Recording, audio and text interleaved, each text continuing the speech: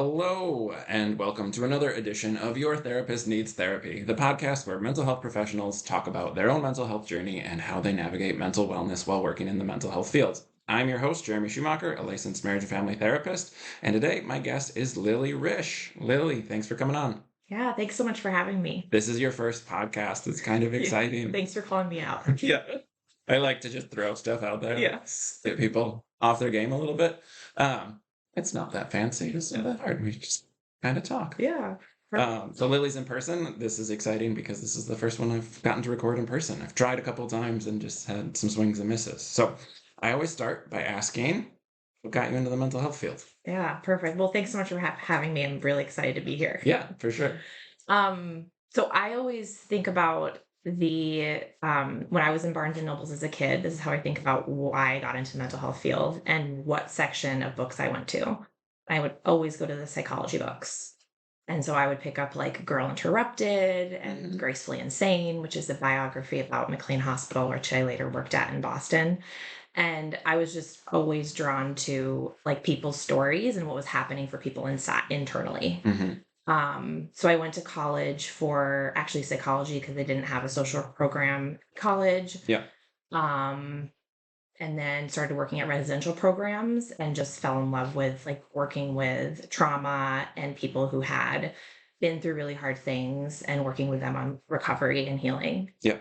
So that's those are the headlines. Sure. Yeah. So you were a really cool kid going to Barnes and Noble and, Yeah. and checking out the psychology stuff, reading Yeah.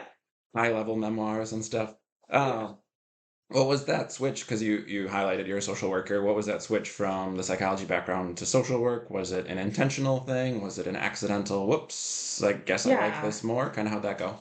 Yeah. So when I was applying to grad school, I was working and interning at a residential program outside of Boston for teens who were struggling with sex offender behavior, offense behavior, and fire setting behaviors. And there were a lot of social workers who were the therapists there. Hmm. And I just loved how they approached and conceptualized and understood these residents that we had. So it was a very it was a very person and environment understanding versus just looking at what was happening, very kind of just insular for them. So we really just like a holistic and broad understanding of what happened in their families growing up and what environment they lived in, right? And what they might have been exposed to or not exposed to, right? Or what they might not have gotten. And social work just felt like a really good fit for me. Hmm. And it was and it still is. I have been in a lot of different roles as a social worker and now in private practice, but that's one thing I think that drew me to the field of social work was being able to change jobs and positions depending on what was happening Sure. for me and what I was drawn to. Yeah. Yeah. What was kind of some of the messaging or maybe out loud or nonverbal messaging you got around like mental health? Was like going into the field of psychology a thing that was supported for you? Was your family cool with it? Like, was it a thing that like made Yeah. sense for you? Or I'm always kind of curious how Yeah. that looks because it's a, I don't know, weirder Yeah. field. Yeah. Totally. Totally. I don't know if you know this, but I did grow up overseas in middle school and high school. Sure. Yeah. This is fantastic. Tell me Yeah. more. Yeah. So when I was 11, I grew up in Vermont till I was 11. And then my dad and mom are teachers. So they work for international schools. So when I was 11, we moved to Spain, lived there for 2 years. And then I lived in Pakistan and Jordan in high school. Okay. I went to international schools. And to answer your question about mental health, no, it was not really talked about a lot in international schools at the time. Yeah. Um, which I think it should have been, right? I think Sure. we were living in I was living in third world countries and there was a lot happening for me. A lot that I was exposed to that I later worked through Yeah. in therapy. My family of origin was very supportive of whatever I wanted to do. Hmm. So my parents were very much like follow your passion, do what you want. So that was great. Yeah. But in terms of mental health, I really didn't. I wasn't really exposed to it until I was like in college. Yeah. Yeah. Sure.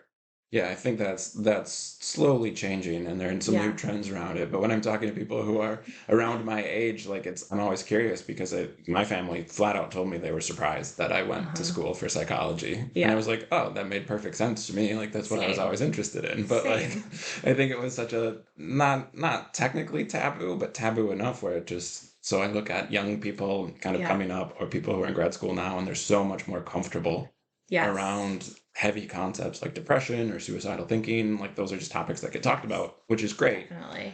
But yeah, I'm always kind of curious how people end up in the field when it wasn't a thing that was talked about Mm-mm. a ton. Yeah, I agree. I'm from the Midwest, Yes. which is not the most progressive leaning towards therapy. And I always Yes. grew up hearing some things. I'm going to ask you some East Coast questions because that's where you Feel went free. went to school. Yeah. So one of the things that I'm aware of is psychoanalysis has really died out across the board, except there's a tiny pocket of psychoanalysis fans on the East Coast Yeah. who still do kind of that Freudian type stuff. Was that a part of your schooling at all? Was that like not really a Yeah. thing? What did you kind of see? Because I know you've practiced in some different geographic locations. Yeah, this is a good question. And most of my career has been in Colorado for Hmm. 13 years. I lived there, went to grad school there, and then worked after that. But yeah, East Coast. I mean, I went to college in the East Coast on the East Coast, and then worked there at McLean Hospital for a year after that. Yeah, and I think that overall, and it's hard to remember all the way back then, but I think overall, a lot of open mindedness. Sure. Just in general, from my own experience on the East Coast, I very much have always been drawn to more psychoanalysis, just like the depth of it, Sure. really, and understanding family of origin and all of those types of Yeah. things. And so I can't really speak to like the Midwest just because I haven't worked here that long. It's only been 2 years. Sure. But I think in general, yes, college was a lot of very traditional understanding theories and psychoanalysis and abnormal psychology, a lot of classes like that Yeah. that absolutely loved. Right. Yeah, absolutely loved it. Yeah. Yeah. I was still in the Midwest for college. I went to Yeah, University of Minnesota, but like had a yeah, very Minnesota's a research institution, so they do the MMPI. I got to work on the twin study in my undergrad, the Minnesota twin study, which is a big deal. that is. Which in an undergrad you just do data entry, so it's not Yeah, actually any fun at all. But it was cool to sit in some of those meetings yeah, and hear about kind of how they're doing the study. Um, but yeah, I came from like this really strong research background, which isn't what I ended up going uh into. huh. But I'm always kind of curious because it is so the schools of thought around psychology can really dictate what you're Yes, exposed to. yes, Um, in school it's so broad still. yeah, Like I left high school kind of being sick of school and bored with it all because I yeah, had ADHD that was undiagnosed and yes, I was just bored constantly. yes, So I was like, everybody's like, oh, college will be harder, and I got to yeah, college and I was like, it's not really though, and they're like, well, yeah. grad school will be better, and then I went to grad school and I was like, again, like Yeah, I eh. felt very similar to that. Yeah, So yeah, it's fascinating then, like getting into the field. Like I feel like I just learned so much more practically by being yes. around different therapists and Mhm. learning and learning from my clients really, and seeing like the different styles that are out there as opposed to Yeah. everything that's theoretical and just like very tip of the iceberg. Even in my experience was even in grad school. Yes, absolutely. And we were talking about this a little bit before we started recording, Yeah. right? About how many different ways to approach one right symptom or one presentation there is. Hmm. And we talked about how I specialize in an intervention called EMDR, and it's great if somebody is in that place in their life, right? And really wants to go deep into trauma and reprocess through things. But there are so many different ways to approach things that I just want people to know the differences. Yeah. Like, I just want people to know and research and understand, like, I'm going to this therapist, this is how they might approach it. Right. So, yeah, I think in grad school, I definitely learned a lot of different ways to approach things. And Hmm. then as I continue to just develop my own personal and professional identity, really was able to focus more in on like who are the types of clients that I do best with and I'm the best fit with, Sure. because I just want to give people the best care that I can. Yeah. So. When was your kind of introduction to EMDR? Sure. So I did EMDR actually my personal therapy. Okay. So I experienced it. My therapist was EMDR trained and I did it and felt like it.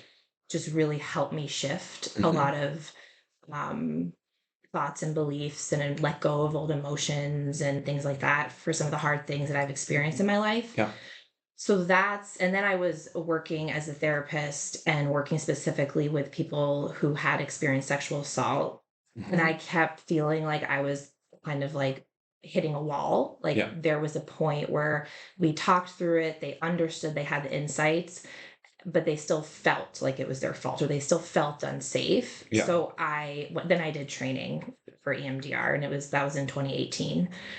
And started practicing it. And for me, it was a very, like, it fits very well with my style and personality. Yeah.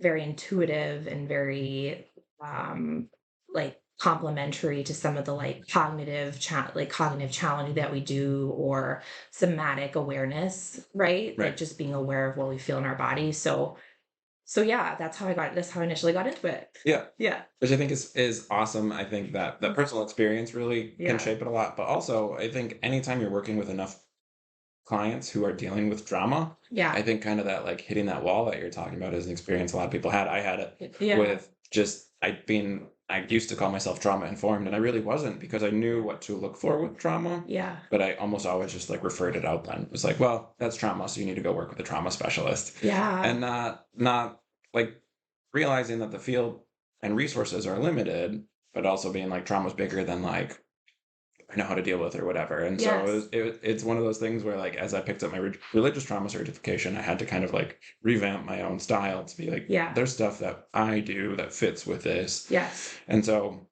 I've had a bunch of different trauma specialists on. Somebody talked Yeah. about internal family systems Yeah. and working with that. Yeah. I had somebody on who talked about a bunch of different the somatic options that they do for Yep. because trauma is held not just in the brain but also in the body. Yeah. And so EMDR, which is eye movement desensitization and reprocessing, is a way to help your brain kind of process some of these things Yep. in a different way. And Yep. it's through eye movement, obviously, hence the name. Yep. And so I think it's fascinating because that wall is like almost where you've done the intellectual work with somebody Yes. with trauma, and then the Right. wall is like, how do we get back into the body? How do we Yes, get the brain exactly. and body to connect? Exactly. Totally. Right. Because I think, and I just love that. I love talking about this because I think that we very traditionally, like, I keep thinking of like, I have no idea who said this, but I think before I am, therefore I am. Mm-hmm. Right. Yeah. When I think about like, there is so much more that makes me a human than just thinking. Right. Right. So we are not just like brains walking through the world. Like we're humans, we're nervous system. Like we have all of these different things that we just react to. And we can't choose to do that or not. Right. Like we just are, right? Yeah. So and I really do believe that it's not a one size fits all approach. Like everyone is different Mm-hmm. in terms of what helps them work through their trauma. Yeah. And although I love therapy and I'm a therapist, maybe it's not therapy. Maybe it's doing dance, or maybe it's doing music, or maybe it's traveling. I don't know. Like there are so many different ways that people can work through. Yeah. That's just what I think. And obviously your caseload's probably a little bit heavier with trauma specific Yeah. than Yeah. mine. But also like I have people who like we identify there's trauma and they don't want to do the trauma work. Definitely. And like Definitely. I've heard about things Yes. like EMDR or even just kind of Yes. brushing up against it becomes like way too intense for them. Yes. And so even talking, I used this analogy just the other day where I said something to the effect of like, we can not do that, but we need Yes. to be aware it's there. Yes. And we're going to do this other stuff that will help it without needing to spend time in therapy about it. And it's kind of like a sliver, like your body will work it out over time. Yeah. It's not maybe as fast as pulling the sliver out, but like, so there are different options. And I think like a lot of the somatic based stuff is really interesting. I come from like a DBT background, Yeah. which is dialectical behavior therapy, because I worked with athletes for so long. Yeah. And so it was, here's how we do yoga, here's how we stretch, here's how we warm up and cool down. And so I was used to using it from an athletic perspective, but now getting it into kind of the body perspective of how do we get your brain and body to connect? Yes, definitely. Definitely. I love that. I think that, and I also think that, hence the title of your podcast, for me as a therapist to have sat on the other side of the room, right, or in the couch Mm-hmm. as the client, I really connected with like, wow, this is hard. Yeah. Right? Right. Like, wow, I feel really vulnerable here. And like, wow, I feel really defensive. Right. I Hmm. don't want to talk about that. Maybe because I have walls up or because I'm protecting something or someone. Right. So I think that it is hard to go to therapy, and we can we can kind of intellectually understand that, but as a therapist, you can really you have to, I think you it's really helpful to experience that Yeah. in terms of being the client. So Yeah. I was a terrible client. yeah, me too. I'm a Session. terrible client Just too. awful. I know too much, and then Same. yeah. But no, I think, Same. but you hinted at this earlier, and I want to go back to it because I Yeah. think it's a good talking point. Like, as a client, when you're interested in going to therapy, like doing research to find a therapist who's going to fit you. And I think Yeah. for the general population who doesn't have a psych background, like that's a nearly impossible task. Like they don't Yes. even know what questions to be asking. They don't know what the different styles are. We as therapists talk in lingo all the time that Yeah. we have all these acronyms that Yes. mean stuff to us. Yeah. And so I think it's this really daunting task, Yeah. throw in something like insurance companies and like it's just a nightmare. Yeah. Yeah. So when you were in therapy and you talked about like experiencing EMDR yourself, like was Yeah. that a thing that you knew you wanted, or was that just a thing that your therapist happened to practice? Yeah, it was just a thing that my therapist practice, right? Like it was just like right therapist, right time, right intervention, right personality, which sometimes happens, Right. right? Because For it's not sure. just intervention, but it's also personality and fit and rapport, Yeah. And right? fit tends to be the things research shows consistently Yes. because therapy is so Yes. varied and human beings are so varied. Right. The only consistent thing for successful therapy is that fit Mm-hmm. between therapy Mm-hmm. personality and therapist personality and client's personality. But Yes. sorry, I was No, interrupting. no, no, completely. And I think we were talking about this at some point earlier, but that's why I think authenticity, right? Hmm. With appropriate, I hate that word appropriate, but like with boundaries Yeah. is just so important in terms of how I show up. And in order to show up in that way, I've needed to have to do my own work, Right. if that makes sense. Yeah, I think I didn't do that work effectively, and certainly not in therapy. But like I was a young, I'll say like a little bit of a shithead in grad school. Because I was 20 when I started doing therapy. Like Oh, really? I Okay. was Yeah. young for my Yeah. age. I graduated early.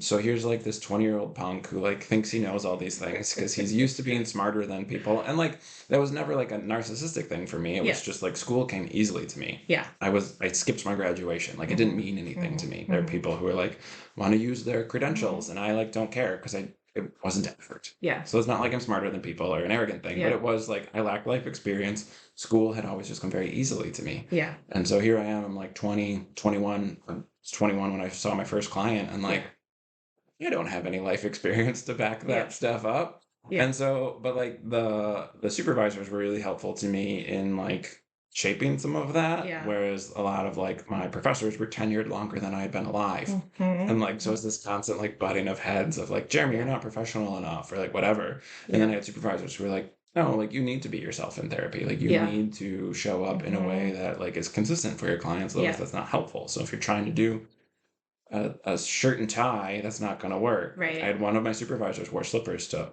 her sessions, and she was like, Mhm. "My feet get cold, and if my feet are cold, I can't pay attention." And like those were Yeah. the things that were really helpful for Yeah, like me being as yourself. a young therapist to be Yep. like, okay, my professors are all telling me I need to be more professional. But and it's a podcast, but I have long hair, I have a beard, Yeah. I have a Darkwing Duck shirt on right now. Like but that's how I show up in session Yeah. because that's who I actually am. Yeah. And I think that does make a huge difference. I don't know. I think the therapy field is slowly Yes. starting to change that, Yep. but like guessing your background in Yeah. school was a lot of like there is a way to Boundaries, show boundaries, up. boundaries. Yeah. Like it was like boundaries, boundaries, boundaries. And I went to school from MSW, so it wasn't like there was a clinical focus, and I did a child welfare focus. So like the beginning of my career was child welfare and then medical social work and then private practice. Yeah. So unlike your program where it sounds like more just like focused on Yeah. I did in the chair therapy. psychology undergrad and Yeah. then counseling Yeah. straight from my master's. Yeah. So different depending on the role that I was in as a social worker at the time, boundaries looked different. Yeah. if that makes sense. But I think that's always something that I'm thinking about is like how much of me, how can I be authentic without making this session about me? Right. Right? Yeah. And Yeah. I think that's the, you don't like the word appropriate. I think, but then I think No, that's, it's overused. I think that's the appropriate way to handle it. Not that like this is how you do boundaries, Yeah. but that boundaries are something you need to constantly be evaluating Yes. because it is going to look different in different contexts. Yes. When I was working Definitely. in higher ed, I was doing mental health with student athletes. I just gave them my cell phone Yeah. because I'm working with college kids. Right. They're not going to email They're me. going to text you. They don't check their emails. They don't answer the phone. Right. And so it was this like all this stuff that I had been Yeah. taught for years. Like you never give your client cell phone number. You never like all that Right. stuff. And as I got into the profession, I was like, I do. people don't abuse. Yeah. Like no one's abusing No, this. same. Like I do. Yeah. so it was a shift that not that I learned in school, but that I learned by actually being in the field. Yeah. Same. Yeah. And when I'm thinking about, speaking of what we learned in school, when you asked about how, like, when was mental health talked about growing up in grad school, I was thinking about coming and talking to you today, and I was thinking about when it was actually suggested to me to see a therapist. Hmm. Professionally, it was never. Yeah. That's the answer to that. It's Right. like, and I worked in really hard jobs. Yeah. Which is wild. Which is wild, right? It's just so wild to me. And um I think it would have helped me to be in therapy earlier Sure. in my career. And I have a different experience. Again, a little bit of that like shithead 20-year-old. But like I think I was the only person in my program. Maybe there was one other person. But like I got a lot of pushback because I had never been in therapy before. Oh, okay. And so Yeah. like people definitely, and I got a lot of pushback about a lot of things. My grad school experience was not positive. Oh, okay. My internship was awesome. Yeah. And like that really saved me. But Yeah. I got a lot of pushback for like Yeah. not going to therapy. And again, I was like 20, so developmentally, like still a little bit in that invincible stage that we go through Yes. as young adults. Yeah. So I was like, nah, like I'm fine. Like I can help people because I like know a lot of things. Like I Yeah. can devour all these textbooks and I have all this information. Like it's Right. helpful for me to share that with people. Mhm. Not that like I thought I knew it all, but like that I could be helpful. Mhm. But yeah, I got not helpfully, not like it would be good for you to go to therapy to work on these things, or secondary trauma was never a phrase that got Yeah. thrown out. It was Yeah. just like, oh, well, like you think you're special because you haven't been in therapy, which just made me not want to go to therapy more. Yes, you were like resisting it. But I didn't. I went to therapy for the first time when I was in my post grad. So I did Mhm. grad school and then I did my post grad right away to get licensed in marriage and family therapy. Yeah. And that therapist, I really just went to get my diagnosis officially in ADHD Sure. because I'd known for years that I had it, but I had Mhm. never actually gone to get a formal Mhm. diagnosis. And again, I was a bad client. I am a bad client too, because I'm always like, what are you doing here? Like, I see what you're doing. Yeah. I had my first episode of the podcast was my therapist, and I joked Yeah. about being a bad client because you know all this stuff. So like when you're paying for session and your therapist Yeah. was like, for my therapist was like, let's do a breathing technique, and I'd be like, no, like Yes. I know how to do that. I don't need to do it. And she'd be like, but you need to do it. Like we need to do it right now. I was like, I don't though. Yes. But it would be good then. And then I work Yeah. I work with people in the medical field, or I work with other therapists Mhm. who just, right, like there's nothing special about our brains. It operates the same way as everyone No, else's. same. Just Yeah. because we know it doesn't mean Yes. we did it.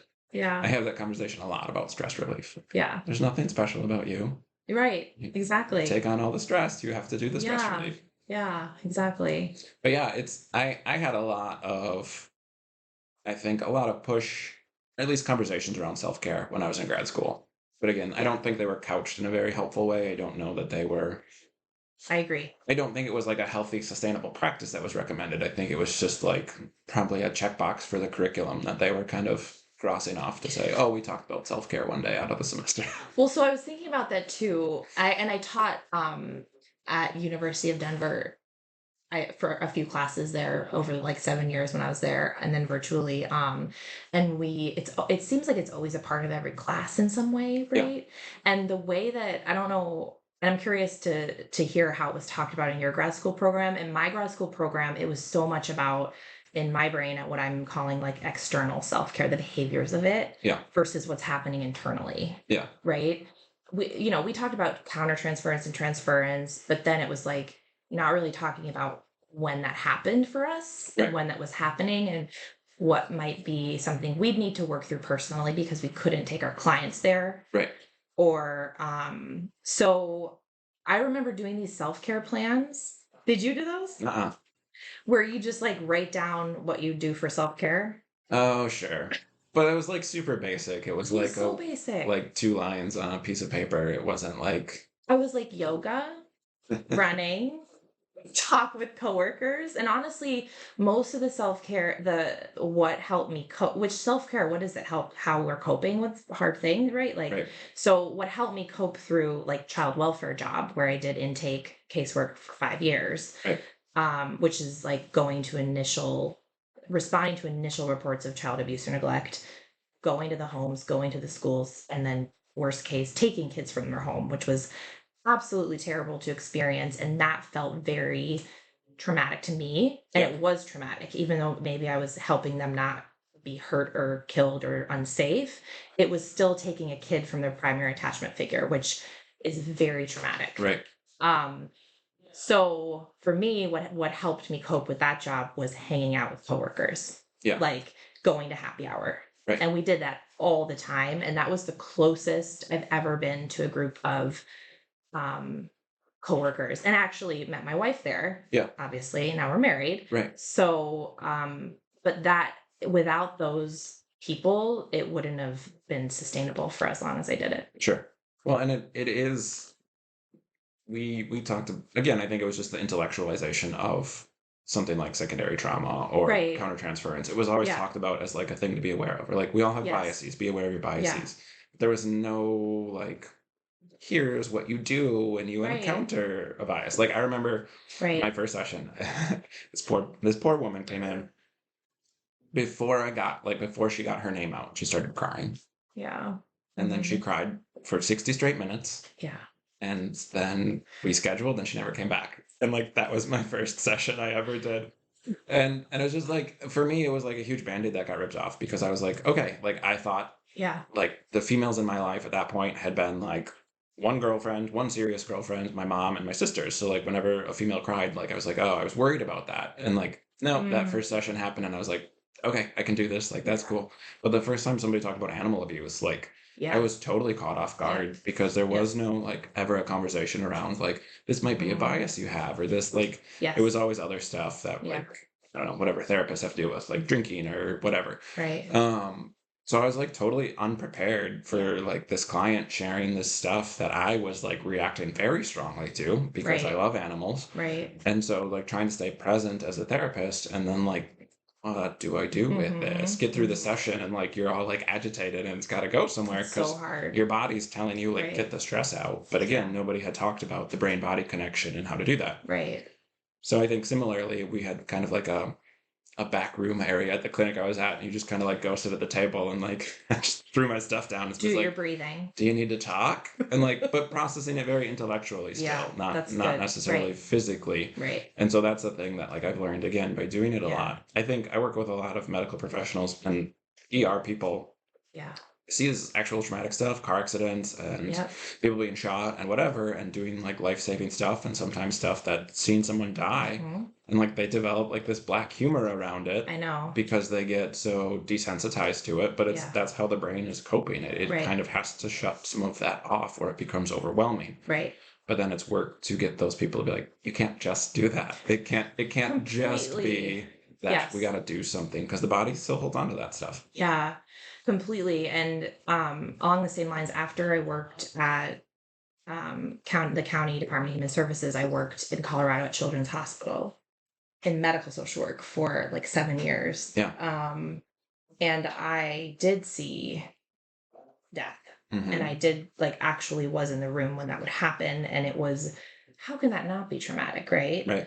How can that not affect you? And so I did therapy and specifically EMDR because that was working well for me for a lot of that Yeah.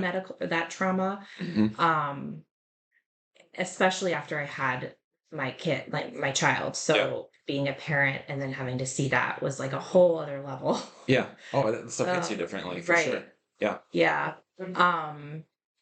But I think that self-care is and how, what self-care or personal growth or what we have to do as therapists is a process. Like Hmm. I think that um depending on the job and where I'm at personally in my life and what I've learned and what resources I have internally and externally, like I'm always trying to figure out what I need to do to be the best I can in the room for my clients and obviously for my family as Yeah. well.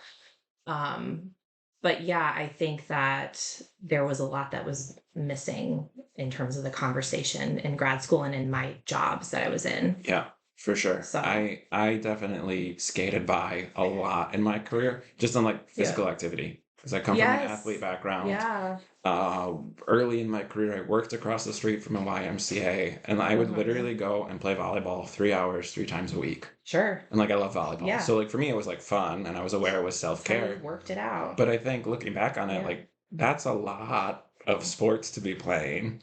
And like there is Yeah. something I tell people often, like sports are a socially acceptable way to hit something kind of hard. And Yeah. like Yeah. there's an That's aspect of true. that that I think Hmm. was keeping me more functional than I realized, Yeah. because when I didn't have that anymore, it was like, oh, I need to like weigh up my stress relief. Yeah. And I've coached for a long time, so I'm usually in the gym at least for part of the year, and that helps. Yeah. But it's also like it's a balancing act, and I think being more intentional with some of those things helps. I think I Yeah. was doing it Definitely. accidentally because growing up as an athlete, that's how I learned how to deal with stress. Like that's Yeah. all I my family didn't do anything else for stress. It was Yeah. just sports. So, Yeah. Definitely. I definitely didn't cope well when I was in working for social services at all. And at the 5 year mark, I it got to a point where I wasn't, and I just like hate this, and it's like even embarrassing to say, but like caring, right? yeah. And there was a moment I remember where I was like at a house and doing like looking around, and it was a terrible, terrible mess. Like dirty home is what we used to call it. And Hmm. I was with my coworker and I was like, I think these kids are fine. And she was like, no, they're not. And I was like, wow, I'm not okay. Like, I can't keep doing this job. I'm going to make a mistake, right? Or Yeah. I'm going to do something wrong here. And thank God I wasn't there alone. And then I went and actually talked to there was like a secondary trauma therapist who worked for all the Colorado counties at the time, Yeah. and it's funny, there was just one of them, right? I think there should have been one Sure. for each department. One per so many people. Right, Yeah. right. And I don't know remember what the screening was, but I did like a secondary trauma burnout screening and I Yeah. was like off the charts. Yeah. And he looked at me and he was like, you need to leave this job. Yeah. And then I did Right. because I just couldn't recover. Like I Yeah. couldn't recover. There was way too much. It was just an overload of cases and work and Yeah. investigations. And I was in fight or flight Yeah. at the end there. Well, and It was, trauma's fascinating because we have some capacity to hold on to it for a while. But what I yeah, always tell people is like yeah, it's gonna come out at some right, point. right, Like you can't just keep like covering it up. It's like a moldy right, box. You can put it on the shelf and ignore it, but like right. it's gonna spread. Yeah, Like you can't not deal yeah, with it. And so it's this idea of like, your timeline there, I think makes a lot of sense for what other people experience. So like yeah, doing something for 5 years, like you do have some yeah, capacity to hold on to it for a couple of years often, but then where it absolutely. pops out is in a different relationship or you're so desensitized. Like I work with, again, like a lot of medical professionals I think of. It's Yeah, like they've been doing it for a while and I'm like, you're burnt out. And they're like, nah, like, it's fine. And I'm like, it's gonna come out at your kids or it's gonna come out at your partner or it's gonna come I out know. a case that goes poorly. Like It's it's so kind of playing hard. with fire. It is. It's so hard. Yeah. Yeah, it's so hard. And I mean, like that social work aspect, like that's not there's an intensity to that that I don't experience because people come Yes. to my office.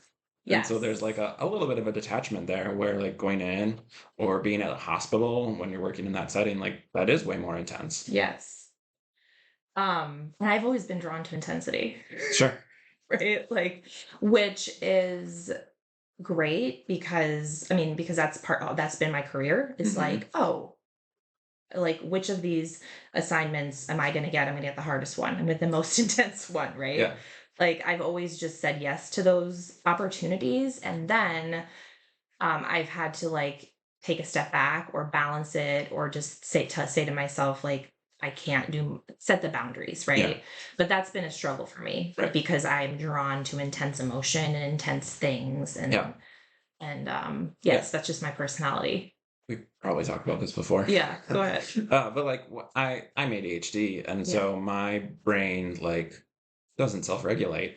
So it's the 10% or the 110% Yeah. thing. And so like, I'm naturally calm during crisis. So like Yes, me couples breaking up too. in my office is just like that's a Tuesday for me. Like it's Yes. not, and like couples don't break up that often, but it's happened enough over Yeah. 14 years of doing therapy Mm, where like it doesn't really register yeah. for me. And like that led me, I think, to think I was fine Yes, because I'm yes. calm in the Definitely. moment. But then, Yes. like again, your body's holding on to that. It's gonna go somewhere at Yeah. some point. I completely agree and I can relate and I'm like that too. So all of the right intense things, or I mean the things that I think about are like listening to kids disclose sexual abuse with like sitting with a detective in a forensic interview. Right. I did that all the time.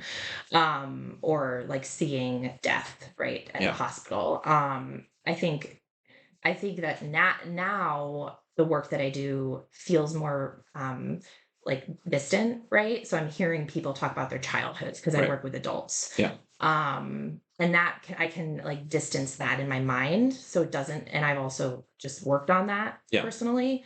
So the stuff that I take on now is more just like the emotional intensity of it that I can just really work on letting go. But yeah, I think that that's hard. That's a Yeah.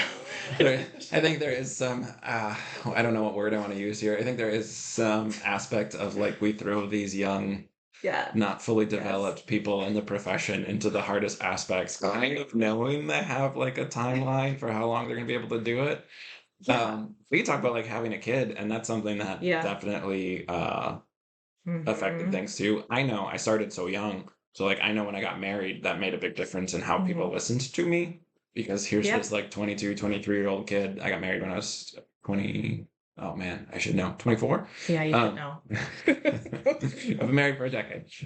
So I just turned 24. So our wedding was shortly after my birthday. And so I was 24, and I know just like having a ring on my finger made people like Definitely. respond differently. But Yeah. I also got asked because I looked young because I was. Yeah. Um, I got asked a lot if I had kids, and it was Yeah. this idea of like, oh, like you don't really know what you're talking about until you Yeah. experience it, which I think there's some truth to that, and I think it's Mhm. also probably a little bit overblown. There's a lot of people I work with Mhm. who have mental health issues that I've never experienced, and I can still be helpful to them. Definitely. Yeah. But just like the sleep deprivation and some of that stuff around Yeah. parenting, that like you don't get it Yeah. until you've done it. Definitely. Yeah, definitely. My how I had a kid is a little different. I don't know. My wife and I fostered, so we both met. We both met in the child welfare system, and then we both left. She's a school social worker. Was a school social worker in Colorado. He is one here in Wisconsin. And then, but we had always wanted to build our family through foster care, Yeah, and so we had 9 kids in and out of our home, and then our son Liam came at 2 days old. yeah, So it was not typical, right, right? So I would be like drinking wine on the couch one night and then like changing diapers the next night. yeah, It's like, right? right, It was just like a very sudden call and then they'd come or they wouldn't come. mm, So it was definitely experiencing the system from the other side of it was strange yeah, and different, and had to do a whole other practice of like boundaries and self-care and reminding myself that I was a foster parent, not the caseworker, which was right, really, really, really hard. yeah, for sure. But how can being a parent not change our work, right? Yeah, I do think that I now am able to understand the s- the the difficulties and empathize with that with my clients a lot more, yeah, like how much we have to put ourselves into parenting and how our kids can trigger us, yeah, and they do trigger us, right, and like how that does not mean that we don't love our kids. That just means that something is happening inside us that we need to just be aware of and yeah. not take back out on our kid.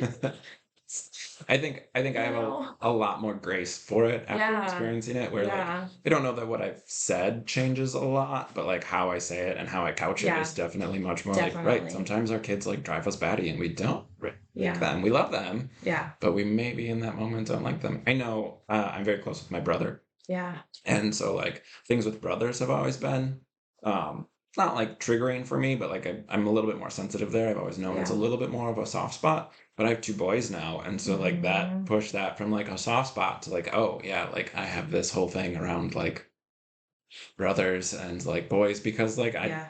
I call my boys like bro all the time, not my bro. Yeah. I'm referencing that they are brothers to each Yeah. other, and so it's just like right. And then so even whether it's a client telling me something or a show I'm watching, like Yeah. it hits different. Right. Definitely. Yeah, Definitely. Yeah. and it's fascinating. Again, I think back to grad school. I'm like, right. It was like if you grew up with an alcoholic parent, you need to be careful working with alcoholic clients, or like it was Simple. it was all these like, yes, very Yeah. simple and Right. like I Right. think a very narrow range of what your biases could be. And it's like, no, we all have biases and they look so different for each of us based on our Yeah. experience. Yeah. Yeah.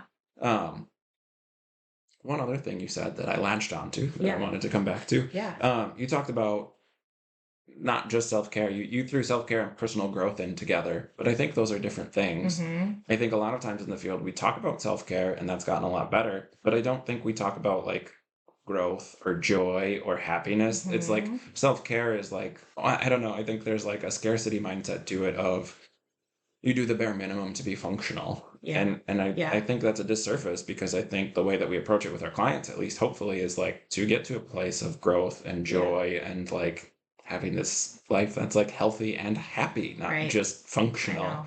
And so I think that still is that's where my like growth edge, and that's where something that I still am working on now is like, right, how do I actually cultivate happiness? How Yeah. do I have joy in my life, not just functionality? Absolutely. And I think the way, anyway, I perceived it, and there's no blame in here, but just I think the way that I perceived being I don't know to say female in there, but like being a female social worker was like service Yeah. only, right? Like you say like, and very much of my personality, like I said, is like saying yes, and like yeah, I'll do the hard thing, I'll do it, Yeah. I'll take that really hard case, I'll take 3 of them, like give them to me, kids. Right. That was very much like my personality when I was in child welfare, Yeah. and then that led to burnout. But I think it is a lot of like the identity of a social worker, at least in my mind. Yeah.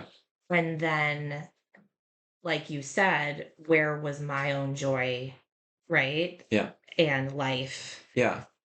And Well, and that whole identity around like I see it with social work. I see it in other professions. yeah, I talk to athletic trainers once a year at a local college, and I was telling them like there are no bonus points for being the first one in and the last one out. Like that just is yeah, unhealthy boundaries. Like yeah. that's not. But there are We professions. did get bonus points though, Jeremy. I think there are professions where that's part of the identity of like, right, It like you just was. eat kind of a shit sandwich and like that's your job and you're like proud of it. And I think that's probably unhealthy. I got a certificate one time for having the most amount of assessments per month. I'm not kidding you. I still have it. My But supervisor gave it to me. but you know that same thing with like the intensity. Like I had a reputation in the area for dealing with difficult clients Yeah. or like difficult couples because I Right. do marriage therapy, and like there are a lot of people, there are a lot of couples that are difficult, and so I had this reputation of like, oh, you guys have seen 3 other therapists, come see me. Like Yeah. that's who I work with. Yeah. But like, right, there's an unsustainability to that. There is no other option other than burning out at some Right. point. Right. It is still really hard for me to say no, but I do, and Mhm. I do, right? Yeah. But I think like along those lines, and a part of personal growth has been saying no Yeah. and referring people out if it's not a good fit, Yeah. or say, and especially when I did have bosses, because I don't anymore, but saying no to bosses, Hmm. right? And saying like that's outside of my scope, or that's too much for me, or I can't take any more clients. Yeah. That's always been hard for me. And but that's been, I think, something that I've just kept getting better at, and been able to like make more room for Yeah. my Let's life. let's talk about the Yeah. shift from agency work Yeah. into private practice. Yeah. Like how did that go for you? How did you kind of come to Yeah. perhaps a realization of like this is going to work better? Yeah.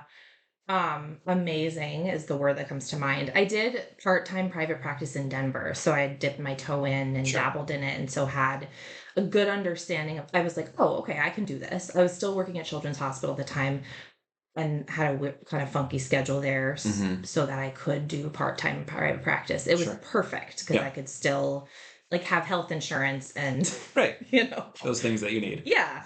Yeah. Um and I loved it. There were things that I wasn't good at, like um, you know, like naming your price, right? The Yeah. whole like Business. insurance Business business side of it. part of it. Yeah. So then here in Wisconsin, I worked for a clinic for about a year and a half, and Mm-hmm. then the clinic got bought out. So then that I knew I wanted to do private practice, but the timing was just great here. Sure. So that was this a couple months ago in March. Yeah. And feel just very, very, very, very fortunate to have a great practice, a great I call her my roommate, colleague, just we work in the same building. Yeah. But I've had to set up systems for myself. That's been the hardest thing, Yeah. right? Of like structure and systems and hiring people to do the things like the accounting. And we've talked about this, right? Right. Like the Yeah. business part of it. But I love the flexibility. I love being able to, um, I just love being able to have ownership over Yeah. the work that I do and control over it. Yeah. So, Yeah. I know for me, yeah. like it instantly helped my boundaries by Yeah. being my own boss. And not because Yeah. there aren't boundaries that I set for myself, but because I'm the one who's setting them. So it's so much I more know. genuine and it's so much more congruent with what I'm trying to do and how I like to practice Yeah. versus like fitting somebody else's standards. And I think that is what was so hard in child welfare is because, and I actually, I don't know if, but later on, and after the pandemic, or during the pandemic, I left Children's Hospital and Hmm. then I went back to child welfare and worked there for 9 months as a supervisor of adoptions Yeah. in Colorado. And Sure. then we moved to Wisconsin. So when I was a supervisor, that the hardest thing for me was having to push workers Right.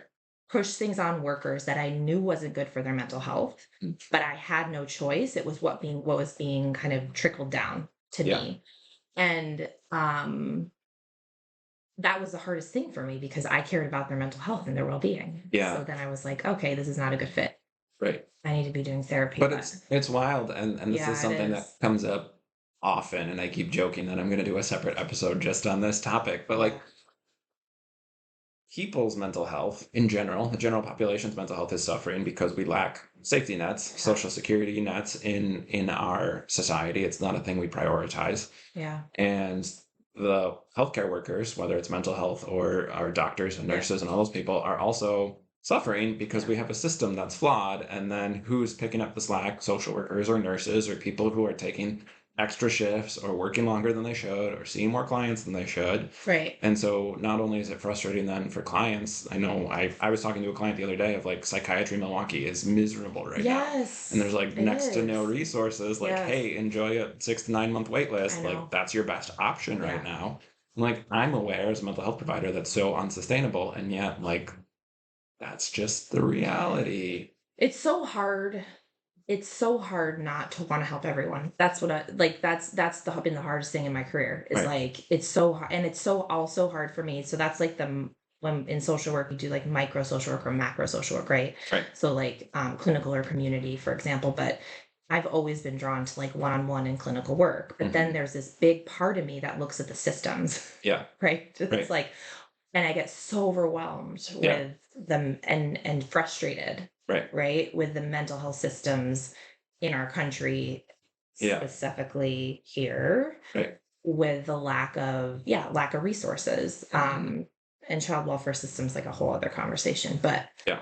But yeah, Yeah. that's a lot. Well, and I was trained, marriage and family therapy does Yeah. what's called systems work. So we look at environments, we look at a family as an ecosystem, but also like the giant, like that's how my ADHD brain works. It Yes. wants a lot of moving parts. Yes. It is fascinated by it and Yes. it can do, like, I can do that pretty well. Yeah. And so it is like, it's this thing that I constantly have to step back from because Yeah. it's so easy for me to get overwhelmed and frustrated by, like, this is such a shitty system. Me Like, too. why are we set up for a couple of people to make more money than they can ever spend when I like know. kids can't afford their lunch at school? I Like know. that doesn't make any sense to me. I know. And like that's where I have to have some boundaries with like stop reading the news, stop looking at what the Supreme Yes. Court's doing, stop Yes. like Same. because it's instantly like infuriating for me.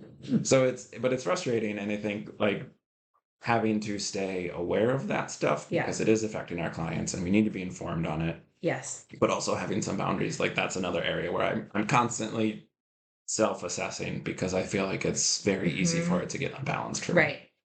And the place where I have had to get to and constantly remind myself of, if it's not all on me. Right. Like, it's not my responsibility. That's not my fault. Yeah. That is not about, that is, I am one person, Yeah. right? Yeah. I go back to like, what can I do about it? And so if the answer is like nothing, then it's like, okay, where could I put my energy better? That Yeah. would be helpful. I just Yeah. talked about this with another interview where having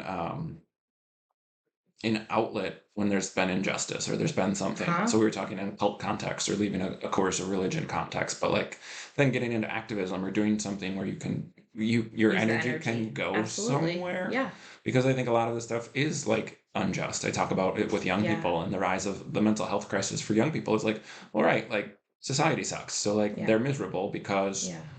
society's kind of miserable. Like Yeah. there's no upward mobility. They're going to be in debt for years. Like Mhm. how are they supposed to feel? It would be crazy Mhm. to think that they're just happy and well adjusted. There's Of course. multiple school shootings every week. Like how are Right. we not connecting the dots here? This is a societal issue. Yeah. But like again, then I get fired up about it and that doesn't help versus like looking for activism or having an outlet where I can support an organization or Use your energy some somewhere else. like, Yeah. you know, supporting some of those people who are doing the macro work instead of the micro work. And so it's something that like I think giving the outlet for people and helping them understand Yeah. like that's part of healing is having Mhm. a healthy way to deal with Yeah. some of that stuff. Absolutely. Absolutely.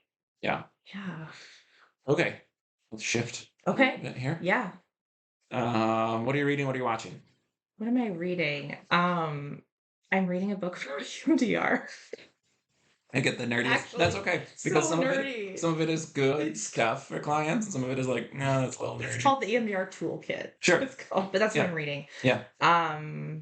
What was your other question? What am I watching? What are you watching? Oh, Firefly Lane. Okay. It's a show on Hulu. It's Okay. good. It's about it's about a friendship between two girls, and then they grow up, and then they go through a lot of different things. Sure. And last night my wife was like, do you want to watch the finale? And I was like, sure. And then I started watching it. I don't know if this happens to you, but I get very like into TV shows. Mhm. Like I actually feel the feelings of the characters. So Yeah. I like start crying or I get really sad, frustrated or mad or sad. And it was like 10 o'clock and I was like, I can't watch it right now. I need like 4 hours so that I can like decompress. It's the end. It doesn't It's necessarily not- happen to me that way. My wife would be like, "You don't cry when we watch things." She'll often like reach over and touch my face to see if I'm crying when she's crying, and I never have been. But I get very my ADHD triggers on like if a show's giving me dopamine, then I just want more and more and more. So like if Yeah. I finish a show, I'll have like a More.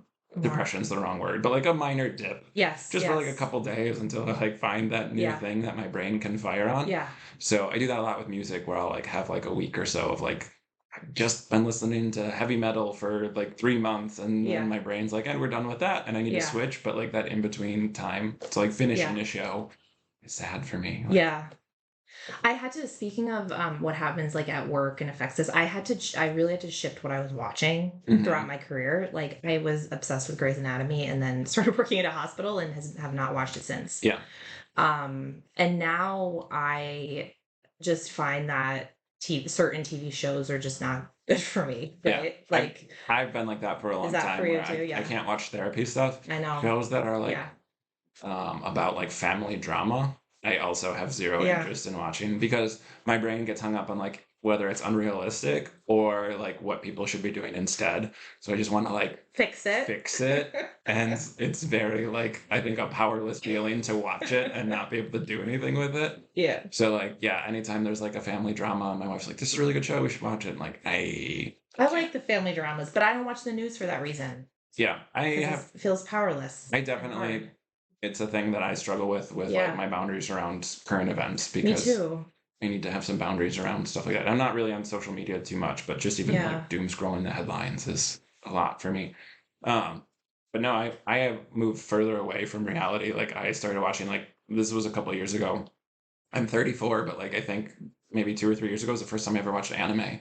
And like Oh, I okay. started watching it just because it's so unrealistic. Uh-huh. And like that's what my brain needs as like an actual like coping mechanism to Yeah. just like disconnect. Like Yeah. I need fights in outer space and like just nonsensical things because like It's true. Give it a break. some of the Yeah. reality stuff is not helpful for me. But I'm the Yeah. same way with books where I'll like reading books about like cults and What are you religious reading drama now? and stuff. I'm reading a book called Armageddon, which Hmm. is from a Bart Ehrman is a New Testament. Uh, he works at UNC Chapel Hill. He's like Hmm. the Cool. director of religious studies, Yeah. and he's agnostic, which I think is very funny for somebody who runs the religious studies department. But he's writing about the Book of Revelation and how it's like actually this horrific and like unhappy book, and people should stop Okay. Yeah. pretending like it's a good thing because it's really Mhm. not. Mhm. But I read a lot of like religious stuff, which is super nerdy for my brain. Yeah. After leaving Christianity, like it's very still fascinating for me Mm. to like pick up some of the spaces that I missed. I just picked this up the other day. My son is on a little bit of a vacation Yeah. with my wife, so we went to the comic shop to pick up some comic books for Yeah. him on the Cool. plane. I just picked up a series called Flawed, and it's about like a therapist. So I wanted it because it's about a therapist, but she's like Batman basically. Uh-huh. She's a therapist during the day. It's called Yeah. Flawed. I just started that. I'm not into it at all. It seems to be very light Cool. on therapy and very heavy on Yeah. like the vigilante stuff. And then I'm Yeah. rereading similar. I have 3 books. I'm rereading Watchmen, which is one of the greatest graphic novels of all time. So that Mhm. was I was going to teach a superhero psych class when I was still in higher ed, and I didn't get the opportunity to because I left higher ed.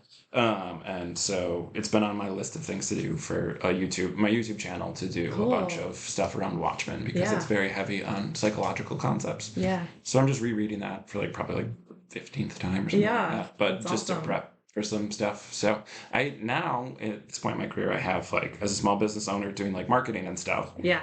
like the content creation, I've kind of gotten over the hump with like hating it, but also like I almost have something where I'm like, okay, I can use this for a show or a podcast Yes. episode, or I can do a review of Yeah. this, and this is what I'm watching for fun and like my Yeah. coping, and this is what I'm like paying attention to because I need to be informed for my clients. So like, yeah, That's it's how it is for me too. The category of watching for fun and coping is always hard for me. yeah, And I'll tell you this the series that I always go back to is Schitt's Creek, sure, right? yep, Where it's just like it's this like feel good like warmth, right? yeah, That like just kind of distraction too. But I struggle with that a lot. Like yeah. I struggle with finding the TV or the books that Yeah, I definitely have with some like go-tos where like The Big Lebowski or like Monty Python, like almost yeah. Yeah. the ridiculous, Yeah. nonsensical things are really helpful for me. I listen to a lot of metal, and I've been reading some nerdy stuff on like the research around heavy metal music for like Very cool. health Yeah. and your mental health, Yeah. and why like metalheads seem to be like fairly like well-adjusted Uh-huh. contented people where Yeah. you like there's this trope of them being angry and like hating everything, and that's really not what they're like at all. Yeah. Because there's a lot of like catharsis that comes with listening to Sure, that makes sense. metal. Energy. Yeah. Mhm. But it's a narrow range where you almost have Mhm. to like metal already, otherwise you get next to no benefit from Mhm. it because it's so Mhm. jarring to listen to if you're not used to it. Yeah. So I've been watching a show called Metalocalypse, which is about a fake metal band, but it's like again that kind of ridiculous, over the Yeah. top. But it's just like I love metal. I listen to a ton of music, and like I'll listen to weird Taiwanese death metal, and then I'll listen to Yeah. EDM, and then I listen to everything. But Jesus music and country music are no goes for me. Yeah. But my ADHD is like I'll fluctuate between stuff Yeah. all the time. But I love metal's like verbiage. Mhm. Like they'll talk about like a scuzzy guitar, and like I love that. Like it Yeah. just gives you a sound to go with Yeah, it right away, or totally. like crunchy vocals, and like Yeah. that's such like a weird phrase that isn't in any other form of music. And like, Yeah. yeah, I like that. I'm here for that. But yeah, music is really big for me as a coping mechanism too. Yeah. Like I have music on all the time for my ADHD, but then being very intentional with Yeah. like what I listen to, and I listen to some like very ambient type stuff to Yeah. either like meditate to or fall asleep to or whatever. So Yeah. it's not just like headbanging all the time. Yeah. But yes, I'm excited. I'm from the area, so Summerfest is always a big deal. Yeah. Live Love music and going to concerts. shows. Yeah. Love concerts. Yeah. Yeah, when I think about coping, I think a lot about the non-media stuff. Like we got a trampoline Nice. a couple weeks ago, and that has been so fun. I think about like we both have little kids, right? So they're in this like our 4.5 year old's in this place, but he just wants to. It's just play, Right. right? And that is so helpful for my coping to like be present with him and play. Yeah. That's that's one of the most helpful things for me. Yeah. Yeah, My boys have really helped me be like less intellectual and more exactly. like active or Yeah, like they're just so joyous and I like things know. are new and exciting for them. I It's like I used to know. be like that.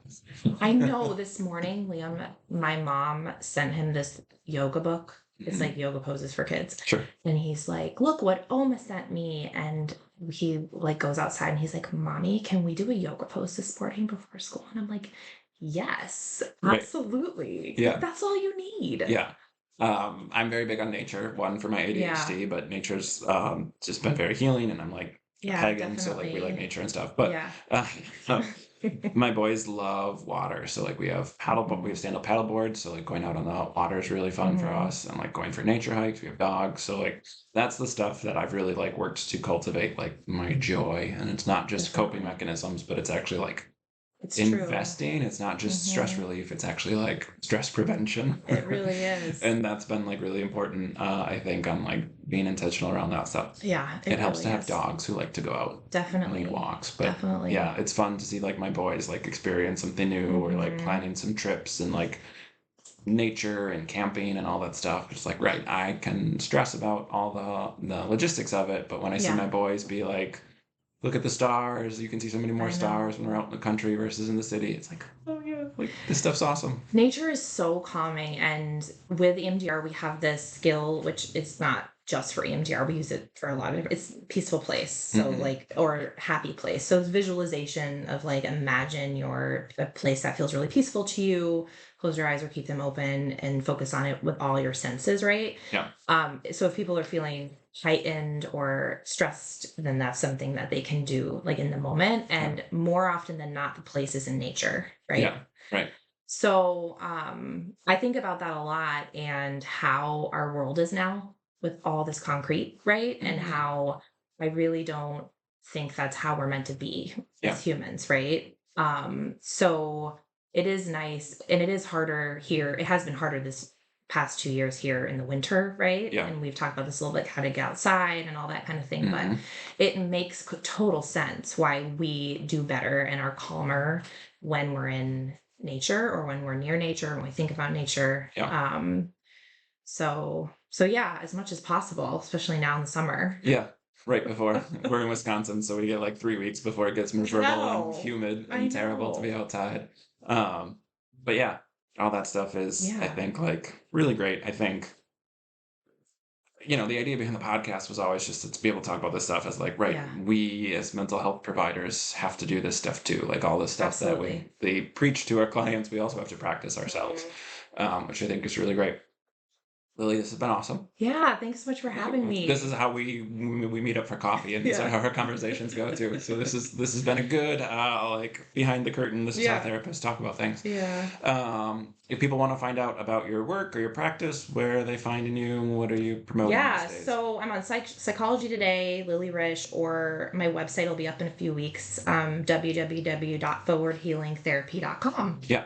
And we Yeah. will have that in the show notes so that it's easy to find and links are up for that. It is up now. It just says it's under maintenance Yeah, and sorry. has basically a link to your email. But like that way Yeah, people can contact you. absolutely. Absolutely. Would love to hear from anyone curious about EMDR or questions about EMDR or and any questions about what I've talked about on the show today. Yeah, for sure. And I am Jeremy. All my stuff is at wellnesswithjer.com, my other media and blogs and all that stuff. So the ADHD vibe in my conversations is very present on my website with blog contents and YouTube videos kind of all over the place. So this has been awesome. Thank you Yeah. so much for coming on. Yeah, it was great to talk today, Jeremy. Thank you. Yeah, and to all the listeners out there, thanks for tuning in once again. We'll be back next week. Take care, everyone. Okay, bye.